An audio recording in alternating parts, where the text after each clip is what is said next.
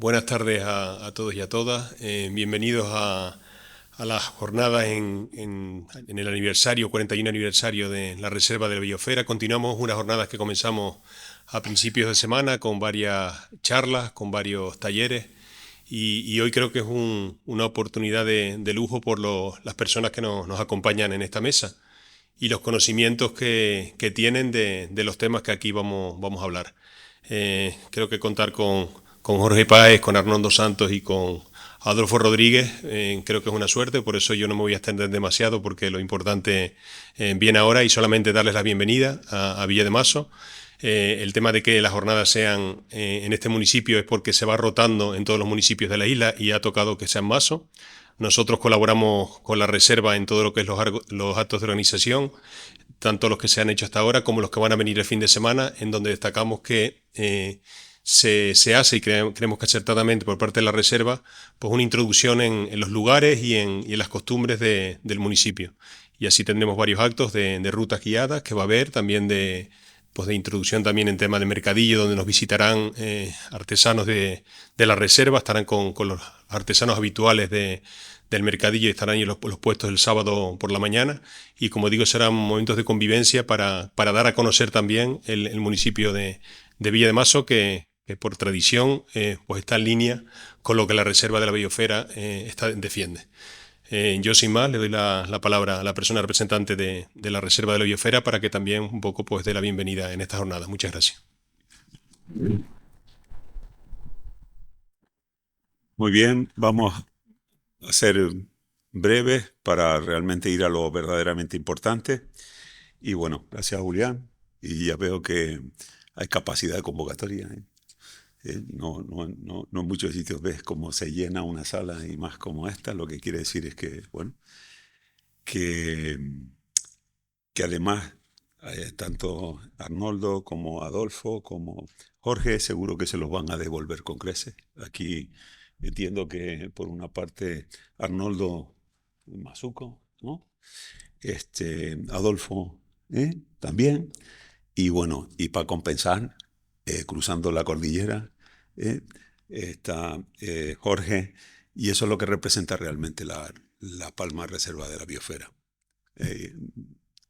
Somos 14 municipios y esta reserva somos todos y somos todas, y la reserva es toda la isla, ¿no? Y así es como lo entendemos, y además lo entendemos como un instrumento que además no es nada ejecutivo, sino que es como una conciencia tanto medioambiental como social.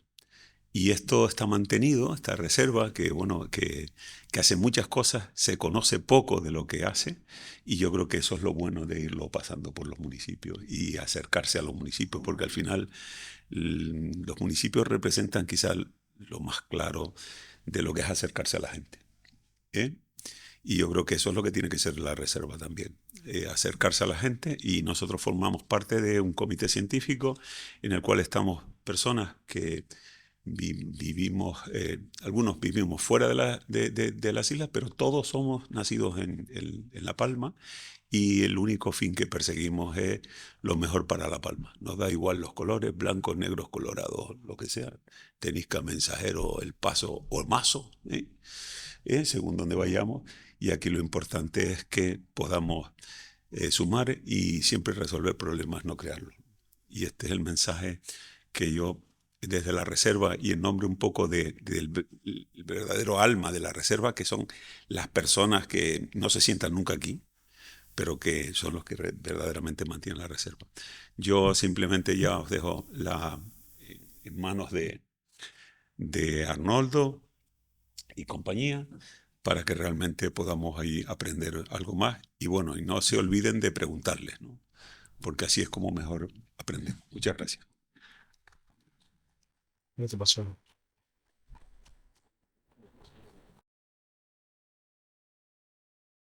Me alegro mucho de que esté la sala llena.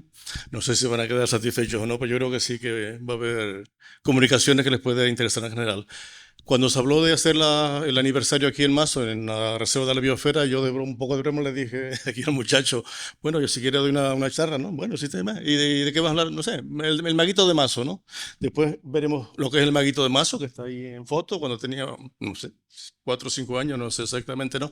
Pero ayer viendo el programa, veía que hoy estaba las jornadas dedicadas un poco a patrimonio. Digo, hombre, yo no voy a hablar solamente del maguito de Mazo, voy a hablar de mí, vamos a hacer un poquito algo de patrimonio, con lo cual vamos a hacer primero una pequeña introducción acerca de patrimonio en La Palma y algo también de Mazo también. Y recordarles a ustedes que, bueno, La Palma es una isla muy joven. Hay una pequeña parte de rocas en el norte, en Garafía, que tienen en torno a casi 2 millones de años. Hay algunas rocas dentro de la caldera que se han datado en 3 millones de años, pero todo es muy joven. Y realmente en La Palma se pueden distinguir 2 islas.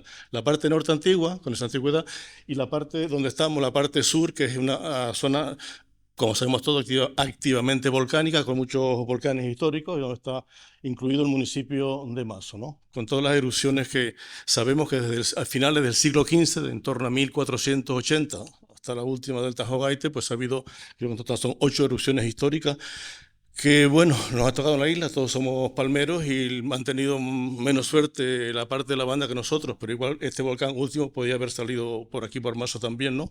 Porque Mazo, como ven, solamente ha estado afectado en todas estas erupciones volcánicas por el volcán de San Juan, una pequeña coladita que bajó por Mazo, pero la mayor parte fue las lavas de las Manchas, y por el volcán de Martín de 1646. Recientemente, hace unos pocos días, salió a la luz un artículo mío relativo a un texto escrito hace 2000 años, que es prácticamente el acta de bautismo de las Islas Canarias. Por primera vez se da a conocer al mundo que las Canarias existen, se nombran en ese pequeño texto 6 islas, un texto que ha sido muy controvertido, muy comentado por muchos historiadores, por arqueólogos, y yo estaba un poquito cansado de hablar con los arqueólogos, con historiadores, y decirles, mire, este texto hay que revisarlo, lo que está escrito no está bien. Entonces me decía publicar mi propio artículo, y ahí está mi propio artículo, en el cual, entre otras cosas, digo que la isla de Ombrios, que siempre se ha dicho que era el Hierro, para mí es Lanzarote, porque comienza el texto ese dedicado a Canarias, basado en escritos perdidos del rey Yuba II de Mauritania, casado con una hija de Cleopatra. El texto empieza diciendo, la primera isla se llama Ombrios, en cuyas montañas hay una laguna y hay árboles de 2 tipos de las férulas, amargas y dulces. Para un botánico, las férulas están perfectamente identificadas con esas plantas que están ahí, que se llaman cañaejas, y la existencia en una isla, una montaña, una laguna y unas férulas, para mí solo puede ser Lanzarote. Y la laguna corresponde a la antigua mareta que estaba junto al pueblo de Teguise, donde se acumulaban las aguas en invierno y estuvo funcionando prácticamente hasta pocos años en que se ha convertido, lamentablemente, en una plaza pública. La Palma es una isla que, a pesar de ser joven, tiene una gran riqueza vegetal. Sus bosques, sobre todo los bosques de laurisilva, los bosques de pinares, son magníficos, a pesar del aprovechamiento intenso que han tenido.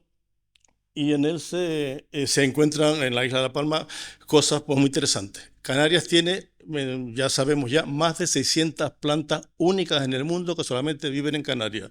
Entre ellas algunas son frecuentes, abundantes, como el pino o la palmera, pero muchas son raras. Y esto, por ejemplo, es un caso, la que está ahí aquí a la izquierda, una planta que solamente vive en ese roque que está en un barranco al lado de Don Pedro en Garafía. Solamente vive ahí y solamente cuando se descubrió había 6 ejemplares.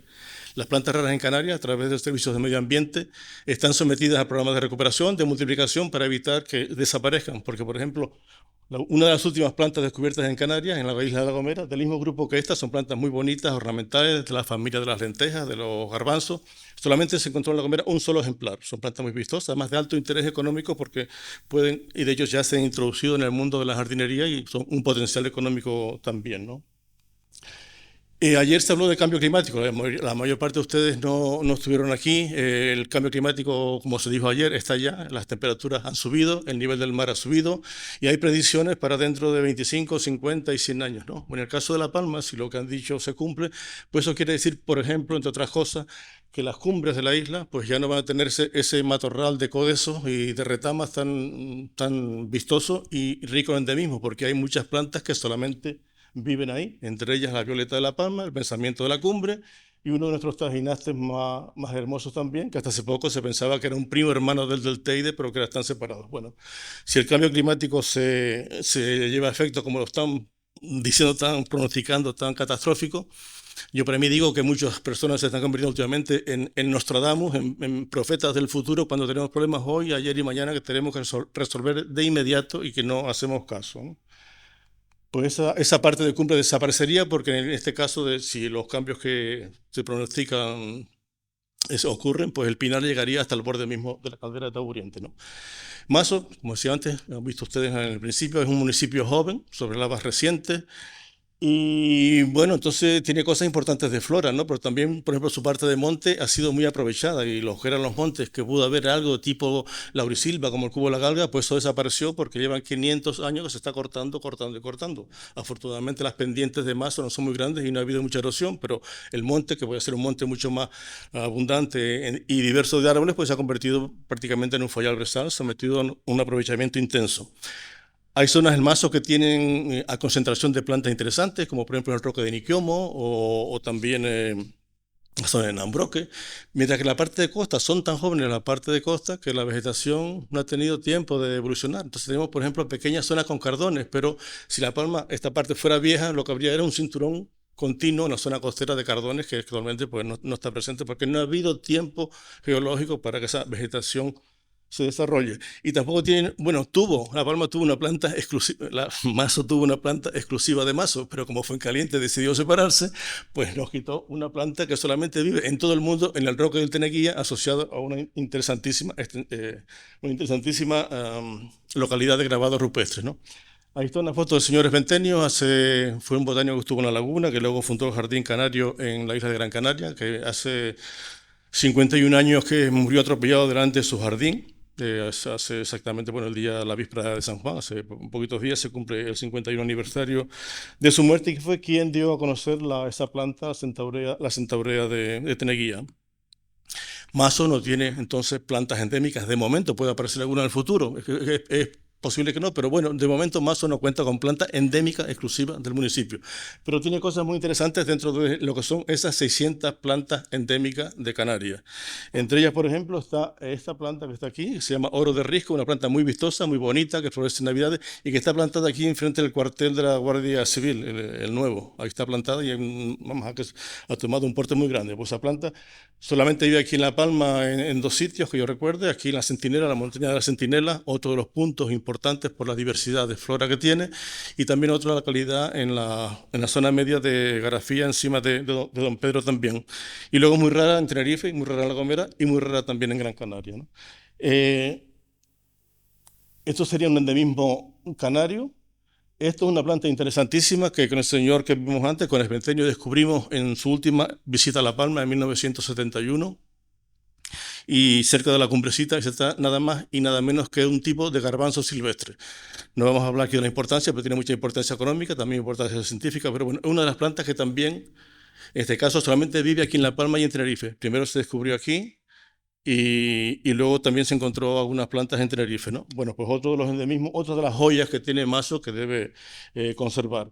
Luego está esta planta aquí, que se llama cebollín estrellado, en este caso es una foto de Fuerteventura, pero esta planta yo encontré en el año 76, una hermana distinta, otra especie distinta, pero de ese grupo en el Hierro, luego apareció aquí en La Palma y posteriormente apareció en La Gomera y es la planta que se utilizó cuando se pretendía que no se hiciera el complejo de basuras ahí al lado de la montaña del Azufre. Se esgrimía que hay una población importante que está allí de esa planta, pero bueno, no sirvió de nada el alegar la presencia de la planta para evitar la construcción del complejo ahí de residuos, ¿no? Y bueno, esto es parte de nuestro patrimonio, pero un patrimonio que está muy amenazado. Hay estos carteles que dicen que el fuego mata, pero ahora tenemos otras cosas que matan mucho más, y entre ellas mata más el rabo de gato que el fuego. Porque el fuego sí, pero el fuego puede quemar plantas, puede quemar árboles, algunos retoñan de la base, otros no. El pino normalmente nunca muere por un fuego. Muchas semillas que están en el suelo son activadas por el fuego, con lo cual con un incendio lo que hay es una renovación del patrimonio vegetal. Y en este caso, sin embargo, el rabo de gato cubre 100% un terreno y elimina todo, no deja crecer nada, y es un problema tremendo. Lamentablemente aquí en Mazo también tenemos este problema en nuestras costas, yo no sé si por parte del olvidamiento alguna acción por el ayuntamiento. Sé que ha habido, por ejemplo, acciones de limpieza aquí en la montaña de los Valentines, que luego comentaremos también a lo mejor algo de ella, y en otros puntos, pero yo, por ejemplo, cada vez que voy a la Cucaracha, cuando paso por allí, que suelo ir con cierta frecuencia, arranco todos los ejemplares que pueda, porque es una pena que un lugar como la Cucaracha se vea invadido por rabo de gato, ¿no? Y creo que es parte de nuestro patrimonio que tenemos que conservar. La foto que estaba ahí era el barranco del Jurado de Antigaraf. Pero tenemos otros problemas todavía mucho más graves, ¿no? Porque continuamente, todos lo saben, tenemos, no sé si 14, 15, 16 millones de visitantes cada año. El tráfico de control en puertos y aeropuertos es prácticamente imposible, pero ni siquiera existen carteles en los aeropuertos que prevengan a la gente que viene de algo, que digan, como pasa en muchos aeropuertos, no se puede introducir o que se multa a la gente que está moviendo materiales vegetales entre un sitio y otro, porque la mayor parte de los grandes problemas se producen por el transporte de microbios, de bacterias, de organismos que no se ven, sino el científico con el microscopio, ¿no? Y por ejemplo tenemos dos cosas que ustedes ya lo han vivido, porque están viendo cómo se están muriendo todas las tuneras. Lamentablemente, pues es un problema en parte. Desde el punto de vista de la conservación, yo como biólogo digo, me alegro que se mueran todas las tuneras, porque las tuneras están ocupando muchos kilómetros cuadrados de espacio que pertenece a nuestra biodiversidad, que pertenece a nuestras plantas y a nuestros animales, como también pasa con las piteras, ¿no? Pero también es un recurso que durante una época pues, ha servido para alimentar a los animales, para la fruta, y bueno, vamos a ver si llegamos a un entente. De momento las tuneras están muriendo aquí, empezaron por La Palma y también se están muriendo en Tenerife y probablemente en otras islas también, ¿no? Y luego tengo otros problemas muy graves que hace poco comentaba con Antonio, que es de la reserva, que es el caso de lo que está pasando con los dragos. Los dragos están muriendo a decenas. Aquí también está afectado ya, creo que también existe, y en Tenerife a montones, Gran Canaria también, por una enfermedad que no se sabe qué pasa. O sea, los dragos empiezan se para el crecimiento, ya no crece más, ve que ahí como son muy agudos aquí las terminaciones, y empiezan a malformarse por debajo de las hojas, a crear como una grieta y a salir mamelones como si fueran tetas de vaca, y al final acaban muriendo al cabo de 2 o 3 años o 4, pero bueno, mueren ya, el árbol deja de crecer, ¿no? Y bueno, otra cosa interesante en nuestro patrimonio, en este caso de Mazo, pues la presencia de los lagartos gigantes. Hace un par de días, un día o ayer, salió en la prensa el hallazgo de este fósil. Tuve la suerte de encontrarlo yo. Estaba buscando un caracol pequeño, un caracolito como esto terrestre, en una duna en Bajamar, cerca de Bajamar, cerca de las costas de la laguna, y bueno, vi que apareció un pedazo de huesito. Al final sacamos un bloque sin saber lo que había dentro, y dentro pues surgió esta maravilla, que son nada más ni nada menos que 2 ejemplares del lagarto gigante más grande. Aquí hay uno completo prácticamente, y aquí debajo hay otro al que le falta la cabeza. Son los ejemplares más antiguos que se han encontrado en Canarias, y de una especie que ya no existe. En La Palma hubo un lagarto de este grupo, un lagarto que se parecería más a lo que es el actual lagarto del Hierro, y por ejemplo en el yacimiento del Roque, que los arqueólogos le han puesto el Roque de los Guerras por cosa de la familia, pero el Roque era el Roque hasta que mi abuelo Vicente Guerra lo heredó, y ahora los arqueólogos, como era el Roque de la familia, le han puesto el nombre Roque de los Guerras, pero el nombre del topónimo realmente es el Roque. Bueno, pues en ese Roque, en las catas que se han hecho arqueológicas, pues aparecen restos del lagarto gigante de La Palma, que supuestamente está extinguido, que no existe más.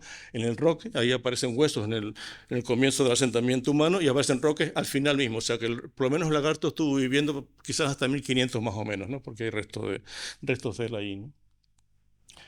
Bueno, ya comentamos antes el tema de la transformación de los montes, antiguos montes posibles de Laurisilva de Mazo en Fayal-Bresal, muy aprovechado, y el interés botánico y arqueológico, porque están plantas y ahí está la parte geológica, la cueva de Niquiomo, está el mismo Roque, y hay yacimientos importantes, cuevas sepulcrales y otros, ¿no? Bueno, muy importante dentro del patrimonio de Mazo, Niquiomo, y también las cumbres de Nambroque, que llegan prácticamente hasta los 1900 metros más o menos, ¿no? Y luego dentro de Mazo, pues dentro de lo que son los espacios naturales protegidos de La Palma, pues solamente tiene parte de lo que es la colada del volcán de Martín de 1646 y el monumento natural de Montaña de Azufre. Por el valor paisajístico y arqueológico y geológico del Roque, pues lo que es el Parque Natural de Cumbre Vieja se prolongó a modo de apéndice para englobar el Roque de Niquiomo, que está actualmente protegido, ¿no? Jorge les comentará solamente a la gente que vaya a la caminata, pues sobre lo que es el tema de la bajita. Yo, para mí, que es un tema que siempre me ha dolido, porque me parece mentira que un lugar tan importante como fueron la bajita y los cosederos de Chocho pues esté en el estado que está, y se sigue continuando porque lo vemos continuamente, como cada vez se degrada más por nuevas construcciones, por vertidos de escombros, ¿no? Es un problema que afecta a ENA y a Costa, pero yo creo que Mazo debería hacer algo para intentar que lo que queda todavía allí, que es importante, importante, se pueda conservar. Y quizás se podría montar una fiesta nueva, la fiesta de los chochos en la Bajita, y volver a cultivar chochos y llevarlos y cocerlos y hacer gofio de chochos, yo qué sé, pero se podía buscar algo para que haya un aliciente para que aquello se pueda recuperar y además que la gente allí y los que quieran pues participen en esa fiesta, ¿no? Bueno, eso es un problema.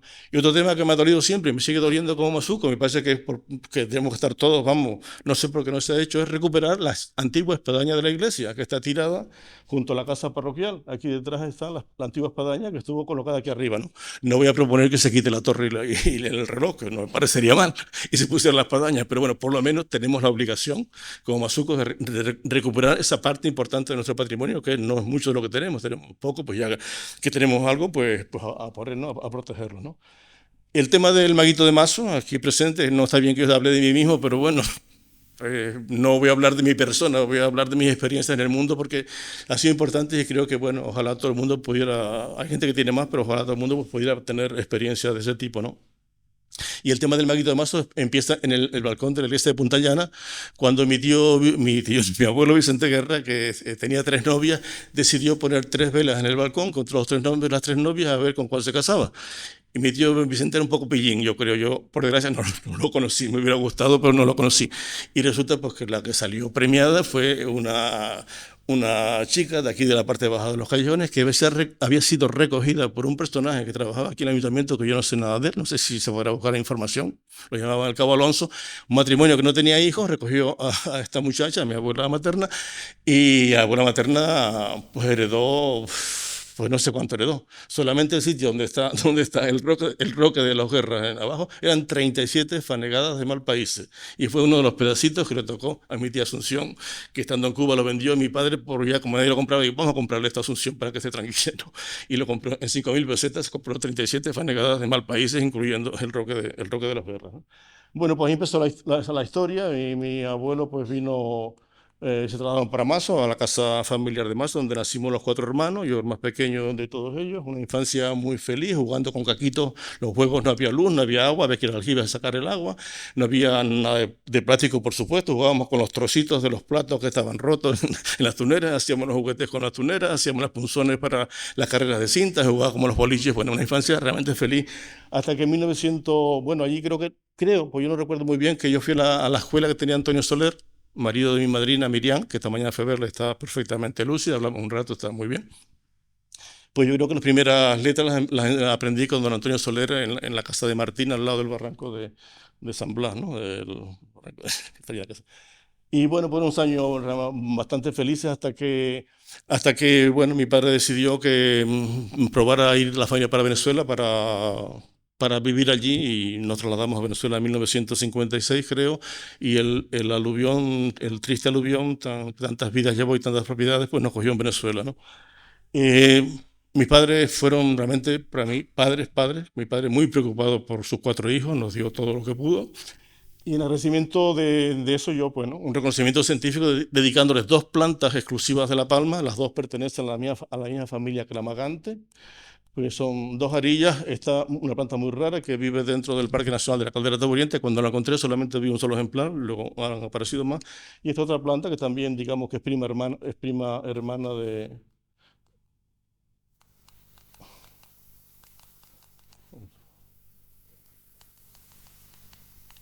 No, se ve...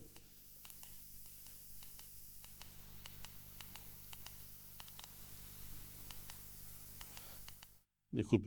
Que es prima hermana anterior, pues también se ha dedicado a mi padre. O sea, son géneros científicamente Elianthemum sirae y Elianthemum linii. Bueno, un reconocimiento tal.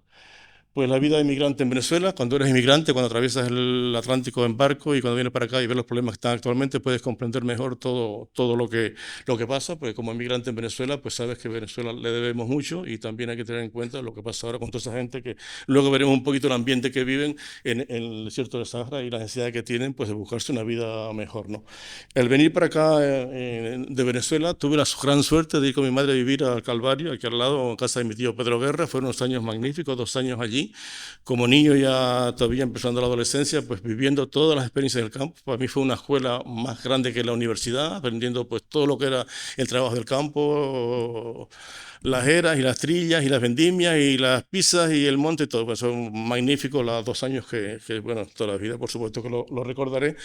Venía a la escuela aquí, cuando el primero de bachillerato, a casa de don Beremundo Morales, que fue alcalde aquí de Mazo, y venía caminando el Calvario y no pasaba nada. Encantado de ir y venir a la escuela, no había hace falta transporte escolar. Bueno, también estuve un poco en la escuela de doña Carmela, la madre de Nelly y de Zaida, y ya en 1960 trasladó a Santa Cruz de la Palma para estudiar el bachillerato a partir del segundo curso, donde uno de los vecinos ya de la familia Concepción me decía, mira el Maguito de Mazo, mira el Maguito de Mazo.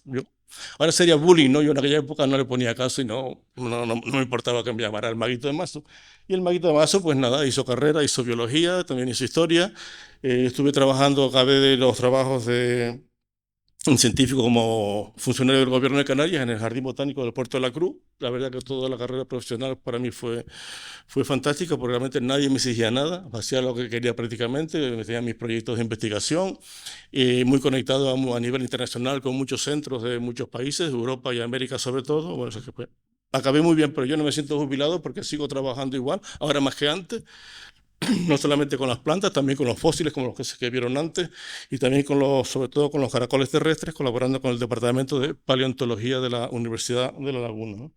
Bueno, esa vida profesional me llevó por diversos motivos de congresos, de viajes de investigación, a recorrer una buena parte del mundo. Yo no me quejo, desde Hawái, pertenece a Estados Unidos, hasta el lago Baikal en la Siberia rusa, con varios países de África, con muchos países de Europa, algunos de Sudamérica y un poquito también de Asia. Y vamos a ver unas pinceladas de algunos de esos viajes, ¿no? Los viajes por Europa, sobre todo, estaban motivados porque durante muchos siglos en Canarias no había gente de la península que viniera aquí a estudiar nuestro patrimonio, prácticamente en ningún sentido, salvo algunos casos muy excepcionales. De manera que nuestro patrimonio, el conocimiento de nuestra flora y el conocimiento de nuestros animales, de nuestros insectos, de nuestros lagartos, fue mayormente llevado a cabo por gente de países europeos, franceses, alemanes, muchos ingleses, y por ese motivo gran parte de las colecciones de material canario están en diferentes museos en esos países europeos.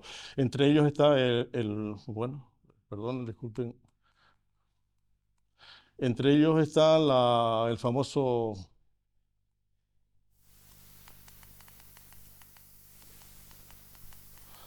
Museo de Historia Natural de Londres, en el cual se conservan algunas de las colecciones más importantes de Canarias, entre ellas la colección más antigua de plantas recogidas en Canarias, que tuvo lugar aquí en La Palma a fines del año 1678 a 1679. Y eso es parte de las colecciones recogidas en el barranco del trayecto entre Santa Cruz de La Palma y Las Nieves, en las cuales se observaron dragos. Aunque se ha discutido que había dragos en Canarias, pues sí, dragos en La Palma, pues sí, allí había dragos porque se recogieron muestras, diferentes helechos o margaritas. Bueno, en esa época se recogieron más de 100 plantas diferentes que se conservan en ese Museo de Historia Natural. Pero igualmente se conservan colecciones importantes en Holanda, en Leiden, en París, en Ginebra, en Berlín, en Madrid. También hay colecciones importantes de nuestro patrimonio. En uno de los viajes a Grecia, bueno, pues un poco de broma, tuve la fortuna de poder en uno de los congresos llegar a subir al Olimpo y fue maravilloso no llegar al Olimpo, donde se consideraba que era el panteón de los dioses griegos, sino la excursión que hice con otros colegas franceses desde el Olimpo hasta la zona donde nos quedábamos en el hotel. Fue una experiencia, pues la verdad que muy buena. Y luego viene, pues, África, con Cabo Verde ahora, que fue antiguamente una colonia a las Islas de Cabo Verde, también un archipiélago, uno de los archipiélagos macaronésico. Ahora es un país independiente, pero perteneció a Portugal junto con Azores y Madeira. Y bueno, la suerte de poder recorrer algunos de esos países africanos, cosa que ahora es imposible debido a la cantidad de conflictos que hay, de guerras y todo, es imposible. Fue maravilloso que me invitaran gente de Valencia y de Barcelona a participar con ellos en expediciones que duraban más o menos un mes y recorrimos, bueno, entre otras cosas, pues todo el desierto del Sáhara de un lado a otro, ¿no? Pero bueno, vamos a empezar el recorrido por África, por aquí, por Marruecos. La foto no es muy buena, pero resulta que aquí en Marruecos, en la parte inferior de Marruecos, en las cordilleras del Antiatlas, está la colonia más grande de dragos salvajes que hay. Nosotros tenemos en Canarias pocos dragos silvestres, no hay muchos. En pocos lugares tenemos dragos naturales, son casi todos dragos plantados. Pero ahí en esa zona del Antiatlas de de Marruecos, está por debajo de Agadir, pues todos estos son unos paredones de más de 1000 metros de desnivel que están llenos de miles y miles de dragos, ¿no? Y además están asociados también a culturas bereberes, pues con grabado, con cazoletas y cosas que, porque probablemente parte de nuestro poblamiento humano viene probablemente de esas zonas, ¿no? Pues es un punto importante porque no solamente hay dragos, sino que también las costas occidentales de Marruecos tienen una conexión importante en cuanto a la flora con Lanzarote y Fuerteventura sobre todo, ¿no?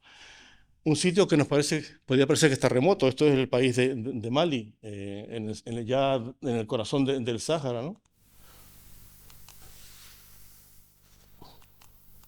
Bueno. En el corazón del Sáhara, que bueno, podemos pensar que está muy distante, pero realmente está más cerca Mali, el sitio que vamos a ver ahora, que Madrid, ¿no? Y bueno, el desierto del Sáhara no siempre fue un desierto, hace pocos miles de años era un vergel, eran bosques tropicales con ríos y con lagos, ¿no? Y en esa zona del norte del país de Mali, muy cerquita bastante a nosotros, pues los lagos que se secaron se convirtieron en minas de sal y ahí van algunos obreros que están ahí durante meses sacando sal. Tienen que bajar varios metros del nivel del suelo para llegar a lo que es la zona con más calidad. Preparan bloques más o menos de 1 metro por 50 y muy delgaditos y bueno, esos bloques son transportados durante 1 y pico o 2 meses desde esas minas que están al norte a varios kilómetros. Están casi 2 meses caminando en las caravanas de sal. Una cosa ya que en la antigüedad fue muy, muy importante, el comercio de la sal, tanto en el Sáhara como para llevar la sal para el Mediterráneo, para el transporte de norte-sur y este y oeste. Y bueno, eso es una de las últimas, probablemente una de las últimas caravanas de Mali, porque ahora el transporte se hace mayormente con camiones, ¿no? Importantísimo en todo el Sáhara, que son más de 6 millones de kilómetros cuadrados, la cantidad de yacimientos arqueológicos que hay. Algunos muy importantes, bueno, la evolución de la arqueología, del poblamiento humano en el Sáhara ha cambiado. Había unos pueblos antiguos, paleolíticos, con yacimientos importantísimos, con cantidad de restos por todos sitios, pero luego, bueno, ha habido otras invasiones de otros pueblos que bajaron del norte y que aportan otras culturas que se caracterizan por la presencia en los grabados de carros de combate y camellos, ¿no? Pero bueno, hay montones de estaciones de grabados, algunas maravillosas, como esta, que por supuesto que eso tiene un significado especial, y donde hay grabados de animales y de personas, de guerreros, pero donde también hay símbolos de la escritura tifinaz, que es la escritura que llegó aquí a Canarias. Esto lo están estudiando mucha gente. Ahora mismo hay mucha gente que está yendo a Marruecos para estudiar esa escritura y ver qué pueden sacar. Lo que pasa es que es una escritura que a lo largo de miles de años ha evolucionado en el significado de los caracteres. O sea, lo que ahora antes era una cruz, pues ahora a lo mejor no tiene el mismo significado. Entonces es muy difícil llegar a interpretar los grabados rupestres que tenemos nosotros, que están hechos en ese tipo de escritura, ¿no? Hay cosas maravillosas como esto, por ejemplo, es parte de un acantilado. Imagínense usted toda la costa de Tijaraf, esos grandes acantilados, pues imagínense 200 kilómetros al oeste de Mali, lleno todo de restos arqueológicos de pueblos que han abandonado esa cultura. En este caso, se llaman los acantilados de Bandiagara en Mali. Estos son, bueno,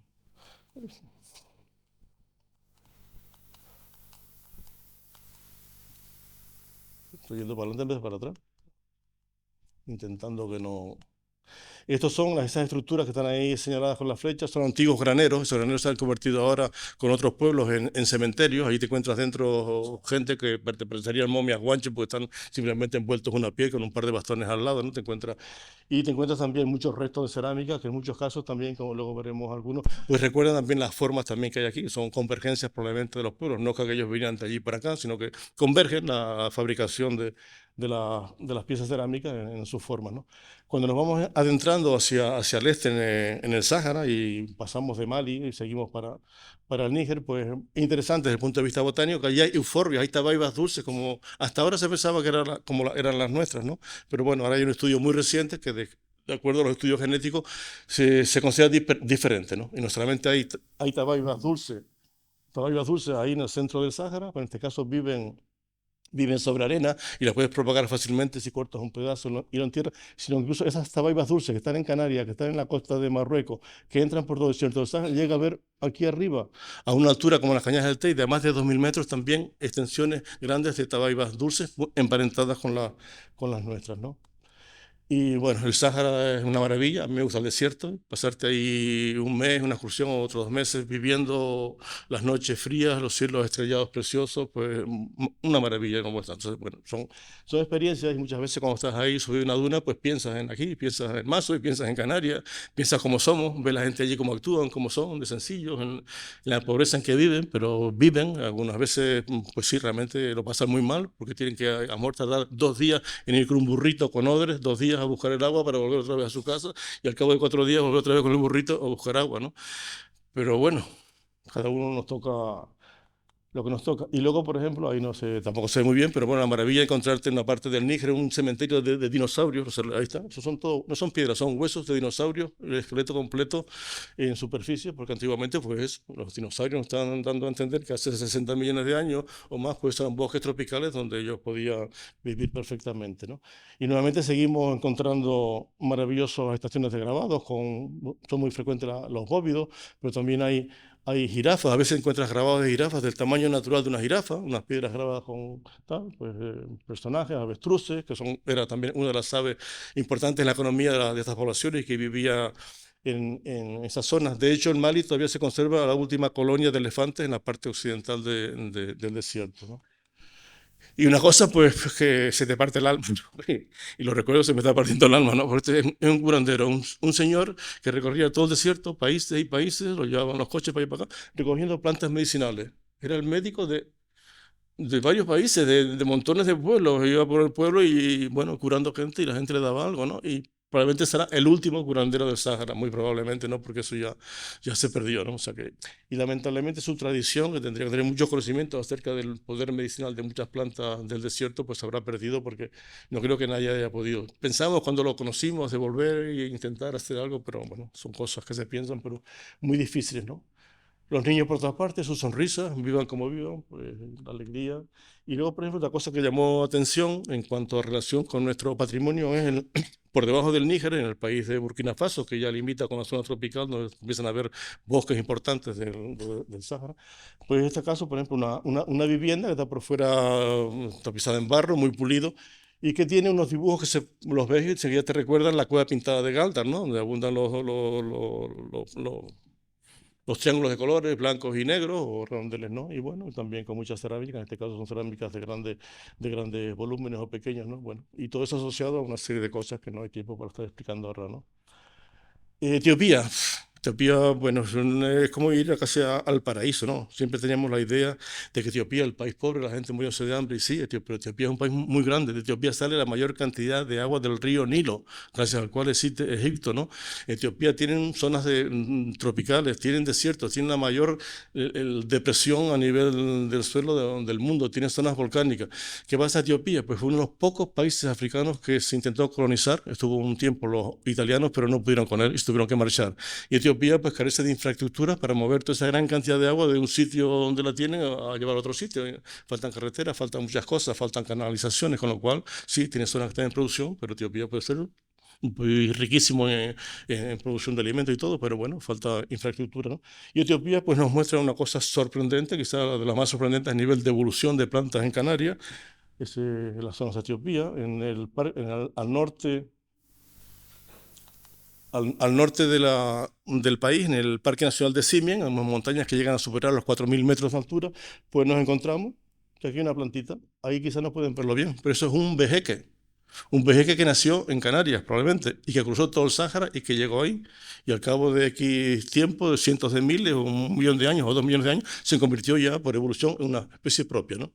Es una especie que está viviendo no solamente en esas montañas esas de Etiopía, también vive aquí en la parte baja de la península de Arabia, en el Yemen, y también aquí en Kenia, ¿no? O sea, que tiene un área de distribución más o menos amplia. Y no es que haya uno, que son miles. Y lo que está aquí debajo de esto, que aquí no se ve, un risco de varios kilómetros, es todo un monte de brezo, supuestamente brezo como el nuestro, la misma especie, ¿no? Ahora se está estudiando, pero bueno. Y no solamente eso, que también Etiopía, pues, es un país riquísimo. El tema de los vejeques es un tema importantísimo en la evolución de la flora de Canarias. Esto sería el vejeque que se parece un poco al que está en Etiopía. Estas son otras plantas que también están relacionadas en la evolución de los vejeques, ¿no? Y esto es una cosa que, bueno, irá para un próximo articulito desde que se pueda. Es un dibujo del año 513 en un códice de plantas medicinales regalado a la hija del emperador de Bizancio en Constantinopla. Y es una copia de un supuesto texto que fue escrito en el año hace 2000 años por un famoso médico que se llamaba Dioscórides, que acompañaba a las tropas romanas en su recorrido. Y entre las plantas que llevaba, pues llevaba vejeque, bueno, una planta que tiene poderes medicinales y que además se conservaba durante mucho tiempo, con lo cual, pues nada, magnífica, una planta con poder y que además la puedes tener meses sin que, para utilizarlo, pues estupendo, ¿no? Lo que pasa es que hay un misterio en que realmente cuál es esa planta, ¿no? Y el misterio, pues bueno, está todavía sin resolver porque haría falta hacer estudios genéticos para poder estudiarlo. Etiopía además es un país riquísimo en culturas, con un montón de etnias diferentes. Esto es de la zona sur, bueno, ahí ve que hay esos cauces de un río que corre y que hay vegetación, pero bueno, cosas tan curiosas como, bueno, ya podrán ver esto del tema de las mujeres que se abren los labios para colocarse esos grandes, así como platos, ¿no? Bueno, cada uno, a ellos no les puede parecer muy raro que nosotros hagamos otras cosas, pero las mujeres allí pues, tienen ese símbolo de identificación en la población de, de abrirse los labios y colocarse eso. Pero por supuesto, en una extensión tan grande y tan cantidad, diversidad de ambientes, Etiopía tiene una riquísima flora, entre ellas, por comentarles, pues esta planta que está aquí es un pariente de nuestros granadillos. Y aquí lo más sorprendente, más interesante, es que en Etiopía está uno de los 5 dragos parecidos a los nuestros que viven en el África. En Yemen fue importantísimo poder ir a la isla de Socotora, que está más cerca de Somalia, pues no solamente por su riqueza, es una isla que están viviendo la gente, como aquí en Canarias hace 2000 años, solamente hay un poquito de electricidad en 2 pueblos, la gente vive descalza con su rebaño, y cuando ves sus cuevas y sus lugares donde pastan, y eso es como aquí, una cueva con una pared, 4 cueros colgados de un palo, 3 piedras con un fogón, unos ramajes y 3 piezas cerámicas. Esas son sus viviendas en el monte, que es prácticamente lo que aquí en la arqueología un poco parece también confirmarnos. Bueno, habría muchas cosas que decir de aquí de esto, ¿no? Pero esto es importantísimo, porque esto, por ejemplo, en la isla de Socotora está un drago endémico de la isla. Y ese drago allí se utiliza durante miles de años, probablemente de hace más de 2000 años, se estuvo comercializando con la sangre del drago de Socotora para mandarlo al mundo mediterráneo. Y esa confusión entre la sangre de Canarias y la sangre de Socotora, pues viene desde esos tiempos remotos en que Canarias todavía no era conocida y era imposible que en el tiempo de los romanos utilizaran sangre de drago nuestro, ¿no? Y es curioso que allí, por ejemplo, en Socotora emplean la sangre de drago, por ejemplo, para decorar la cerámica, cosa que aquí creo que no hay ningún indicio de que haya ni pintura en las paredes, ni en la cerámica, no sé, no, que yo sepa, no hay nada. Quizás en algunos sitios en Gran Canaria con el tema de las pintaderas, y como dicen que lo usaban para pintarse el cuerpo, pues a lo mejor lo voy a utilizar, pero quizás no. Y bueno, ahí está un socotrí, subía un drago recogiendo sangre de drago que luego exportaban en sus rones como de cabritos para el mundo mediterráneo. Y también fue muy importante en esa isla, en tiempos de Alejandro Magno, que quería conquistarla, porque en la isla hay un tipo de aloe que es muy bueno para evitar el estreñimiento. Y entonces se exportaba también en sus rones de cabrito la savia del aloe al mundo mediterráneo como un producto muy bueno para evitar el estreñimiento, ¿no? Y bueno, ya interesantísimo en esa isla de Socotora, que hay un bosque de dragos que tiene más de 1 kilómetro de largo y los dragos se tocan unos a otros. ¿Hubo una vez en Canarias eso? Pues probablemente no, porque nuestros bosques donde había dragos eran bosques mixtos, con palmeras, probablemente con barbusanos, con peralillos y con otro tipo de vegetación, ¿no? Sudáfrica muy interesante, sobre todo poder haber contemplado ese paisaje en el norte de Sudáfrica, cuando hay lluvia, entonces hay una explosión de color que son kilómetros y kilómetros y kilómetros de todo tipo de variedad de colores, ¿no? Madagascar también muy interesante. Estoy corriendo un poquito porque me están llamando, simplemente también, por lo menos para que lo vean. La posibilidad de ir a Madagascar con su gran interés. En Madagascar está la mayor concentración de camaleones del mundo, con muchas especies que solamente viven allí. Y están también todos los lemúridos, que son también un grupo de animales simpaticísimos, que la mayor parte de ellos son también endémicos, solamente viven en Madagascar, ¿no? Y bueno, ya casi terminando, en México, bueno, aquí tenemos las piteras, ¿no? Pero en México pues te sorprende que ves ahí a este señor con un artefacto precioso en las manos y es para meterse. La pitera la ha descoagulado, la pitera concentra los jugos en la base y él entra con el aparatito, absorbe por arriba y por debajo tapa para sacar el agua miel. Eso es como si fuera un producto parecido al guarapo de las palmeras gomeras y que luego por fermentación convierten en pulque, que es la bebida más horrible que yo he probado, una cosa vinagrada como unas babas, pero para ellos es lo que tiende la gente pobre así, allí en la parte alta de México, que lo que utilizan, ¿no? Porque tienen gran diversidad. Se comen las iguanas, que eso, por ejemplo, sería más o menos el tamaño de lo que tendrían los grandes lagartos aquí, que los comían también los antiguos pobladores, ese tamaño. Pero allí lo que se comían, lo que se comen actualmente son iguanas, ¿no? Y hay, por ejemplo, en California los cactus están llenos de horchillas, que son como las nuestras, que serían también productos para teñir. Y finalmente ya, pues llegar a Argentina y eso, ¿no? Pues sorprenderte que durante el mes de agosto hacen toda la gente la ofrenda, son una sencillez, no sé cómo explicarlo, ¿no? De una humildad. El culto a la Pachamama es la madre tierra. Cualquier cosa que vayas a hacer, tienes antes que darle gracias a la Pachamama. Si vas a beber, derramar un poquito de agua para la Pachamama. Si vas a la cumbre, llevas unas hojitas de coca, o llevas una botella de whisky, no sé, pero tienen esto, entonces, o para bendecir los rebaños, en este caso. Y es muy interesante, creo que no he estudiado, no conozco ningún trabajo en esas zonas del noroeste de Argentina.